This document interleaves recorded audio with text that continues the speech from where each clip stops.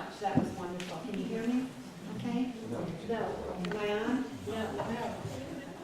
Oh, yeah, you're on. I'll turn it down a little bit. So my title today is Be Thankful for What You Have Not Got. But I really feel that Dave Bell covered that issue last week. Lucky I was here. So what I want to talk about today is a bit about creativity, how we create, a bit about desire, how desire leads us to want, and how it leads us to fulfill our dreams. So there were a couple books that I used. Conversations with God, book 1 and book 3, and The Art of Possibility by Benjamin Zander, Benjamin and Rosalind Zander, who he was or is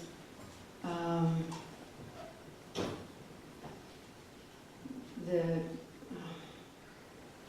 head of the Boston Symphony Orchestra. Wrote a wonderful book, The Art of Possibility. So it's good to know what we're thinking. And Dave Bell talked about how when we're thinking, to be aware of our thinking. Be aware of how desire arises in our thoughts. If we don't spend time watching our thoughts, we won't know what we want. And what we want is what we get.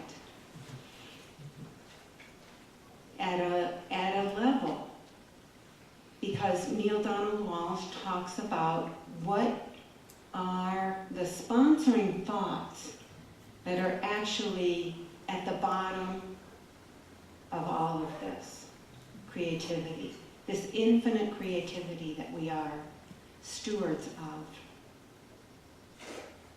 And he talks about the two aspects of sponsoring thoughts are love and fear. Is it fear that's in deep within you, in your belief system, that's creating your life for you, with your thoughts and with your understanding? Or is it love? Is it love that is the sponsoring thought of what you want, what you desire? And are you allowing that desire to, are you giving it emotion? Are you giving it energy? And if you are, you will be creative. I mean, you're creative anyway, but let's be aware. Let's be aware.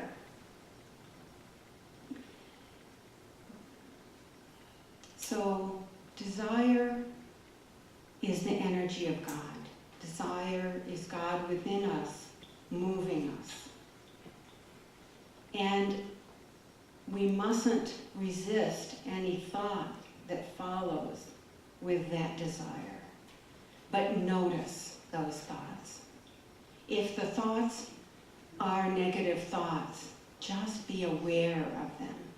What I've been able to practice in my own life many times is and practice it successfully, is non-resistance. Non-resistance of negativity, non-resistance of pain, non-resistance of difficulty. And we entertain the difficulties. Let's start to entertain the possibilities. Imagine how often we are entertaining the negativities. Most of my time is spent entertaining negativity. And it takes attention. It takes attention. It takes emotional energy. It takes love. So there's 3 ways in which we create, and that's in our thoughts, in our words, and in our deeds. And the emotional energy that we give each of those is what brings us forward or brings us backward. The emotional energy we attach to things are what bring them forth in our lives. And if we see that our lives aren't working so well, once again, awareness, be aware. And allow, Neil Donald Walsh says we can't change a sponsoring thought, because these are thoughts that we were given by others when we were very young, like I'm not good enough, or it's holy to be poor. These are beliefs that we have that are not going to change, but he says very carefully we can add information to these thoughts. We can expand on the information we add to them. So what happens when we think, speak, and act as if God were doing all these things that we are doing? If God is being what we are being, imagine that. We slow down. We enjoy everything. Imagine enjoying everything.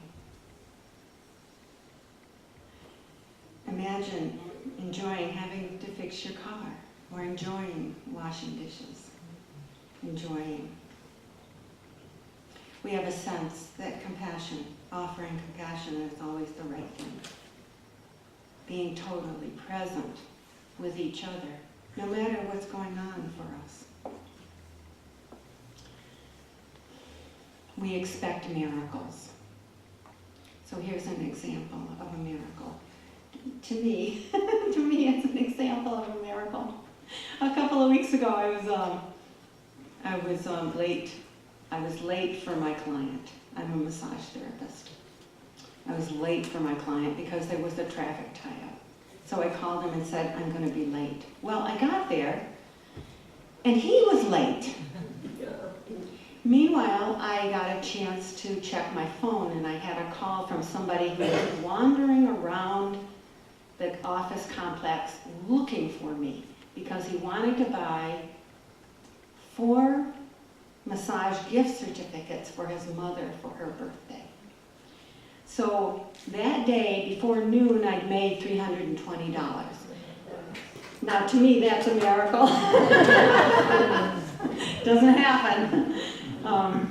But you see, it does happen if we are giving thanks, if we have an attitude of gratitude, if we're giving thanks for what we haven't got. Last week, I came in here wearing a necklace that I had just finished. It was a complicated necklace.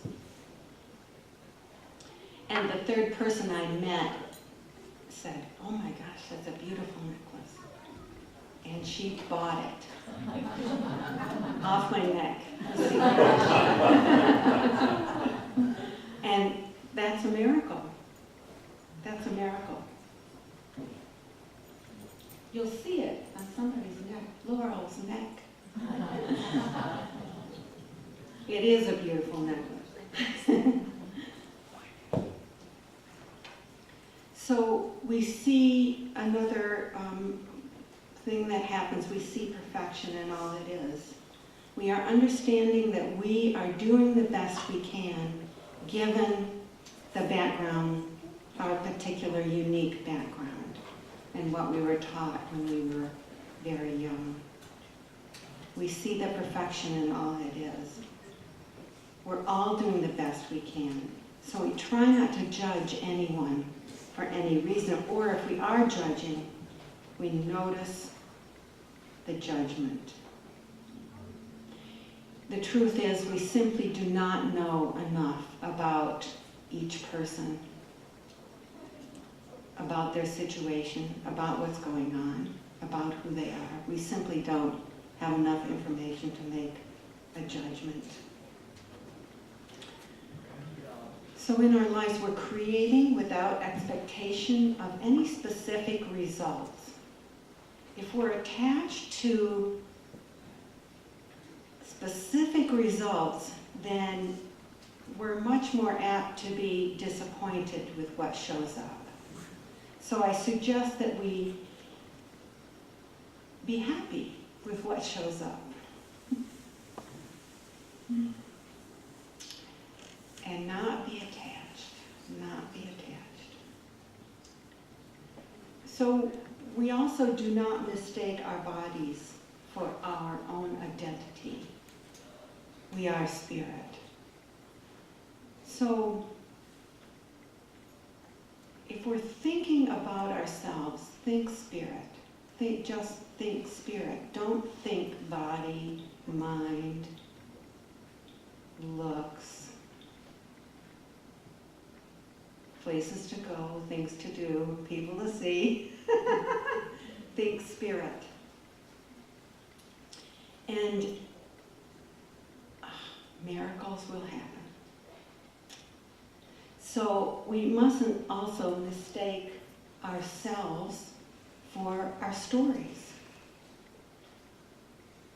Our stories are something we have. We all have stories. We all have wonderful stories. And we use these stories to understand ourselves and understand each other.